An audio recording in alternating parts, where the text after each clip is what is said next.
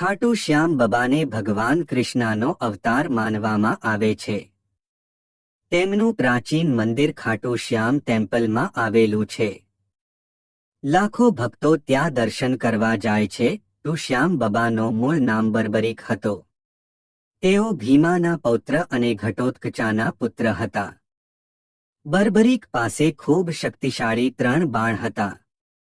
તેમણે પ્રતિજ્ઞા લીધી હતી કે તેઓ હંમેશા હારતી તરફથી યુદ્ધ કરશે. જ્યારે કૃષ્ણને ખબર પડી ત્યારે તેમણે બ્રાહ્મણનો વેશ ધારણ કરીને બર્બરીક પાસે દાન માંગી લીધું. બર્બરીકે પોતાનું માથું દાન આપી દીધું. ત્યારે શ્રી કૃષ્ણએ આશીર્વાદ આપ્યો કે કલિયુગમાં તું ખાટુ શ્યામ તરીકે પૂજાશે અને ભક્તોની દરેક મનોકામના પૂરી કરશો.